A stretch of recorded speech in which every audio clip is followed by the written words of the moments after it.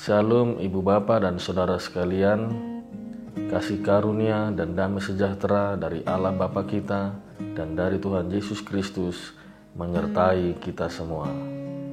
Firman Tuhan yang menjadi renungan bagi kita pada hari ini diambil dari kitab 1 Korintus pasal 4 ayat yang keempat. Sebab memang aku tidak sadar akan sesuatu, tetapi bukan karena itulah aku dibenarkan. Dia yang menghakimi aku ialah Tuhan. Ibu Bapa dan Saudara sekalian, selisih pendapat, salah paham, dan persaingan merupakan ketiga hal yang tidak dapat dielakkan terjadi dalam satu persekutuan atau komunitas atau organisasi. Setidaknya perbedaan itu memperkaya pertimbangan-pertimbangan yang ada demi mencapai hasil mufakat. Apabila tidak ada komunikasi yang baik, maka perbedaan itu bukan lagi menjadi memperkaya, tetapi justru menjadi pembeda, bahkan cenderung menjadi jurang pemisah dan semakin dalam. Konflik internal di dalam jemaat biasanya terjadi fenomena gunung es, yaitu tidak seberapa yang nampak, tetapi sangat besar efeknya yang berada di dalam air.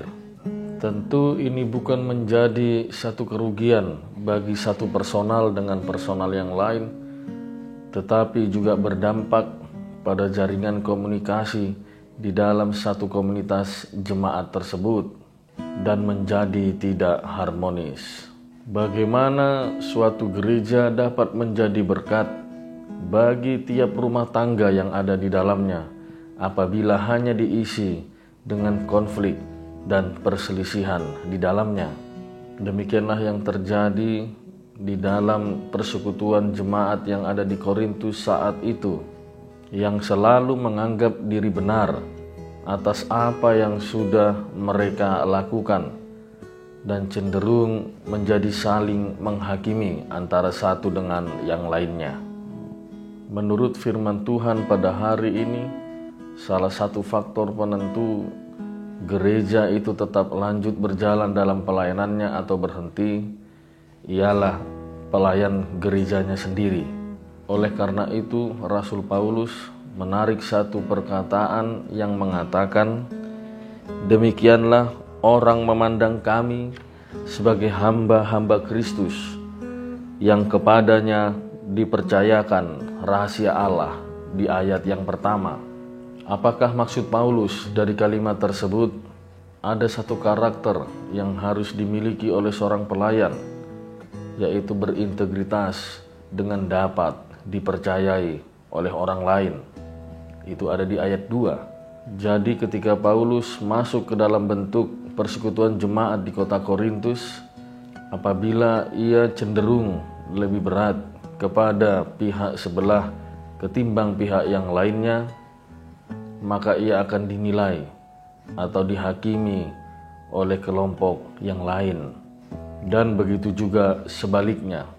Seorang pelayan gereja tidak akan pernah bisa luput dari penilaian atau penghakiman dari jemaat yang dilayaninya. Tetapi Paulus tidak berorientasi kepada penilaian jemaat tersebut. Bahkan ia tidak memihak di antara salah satu kelompok yang ada di dalam jemaat di Korintus. Saat itu ada yang pro kepada kelompok atau golongan Apolos, ada juga yang pro kepada kelompok atau golongan Kefas, dan ada juga kelompok atau golongan Kristus.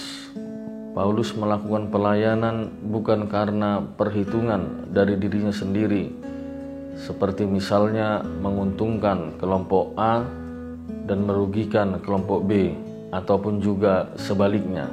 Tetapi semuanya mendapatkan pelayanan yang sama. Mengapa Paulus melakukan demikian? Sebab bagi Paulus, yang melakukan penilaian dan pengkudusan itu ialah Tuhan sendiri terhadap pelayanannya. Artinya Paulus melakukan pelayanan itu bukan karena takut kepada orang tertentu, tetapi ia melakukannya karena takut akan Tuhan. Kalimat yang berbunyi di awal ayat 4 ini, sebab memang aku tidak sadar akan sesuatu. Ini merupakan gambaran apa yang dilakukan oleh Paulus adalah memang murni di dalam pelayanannya, yaitu murni hanya melakukan pelayanan itu demi nama Tuhan, bukan karena perhitungan keuntungan dan rugi. Di dalam pelayanannya sebagai dasar pertimbangannya melakukan yang terbaik di dalam pelayanan. Demikianlah modal yang besar di dalam kehidupan ini ialah dapat dipercayai oleh orang lain. Itu merupakan gaya hidup seorang Kristen yang berkarakter dan berintegritas di dalam kehidupannya sehari-hari. Amin. Mari kita berdoa. Terima kasih Tuhan atas segala berkat dan karunia yang Kau berikan kepada kami. Di dalam satu hari ini Tuhan, kami akan memulai aktivitas di pagi ini. Kiranya Engkau yang menyertai kami Tuhan di dalam setiap kegiatan kami. Tuhan, Engkau yang meletakkan dasar kekristenan di dalam diri kami, sehingga kami Tuhan menjadi seorang Kristen yang berkarakter dan berintegritas, sehingga kehadiran kami menjadi berkat bagi banyak orang. Terima kasih Tuhan Yesus Kristus, kami mengucap syukur dan berdoa. Amin.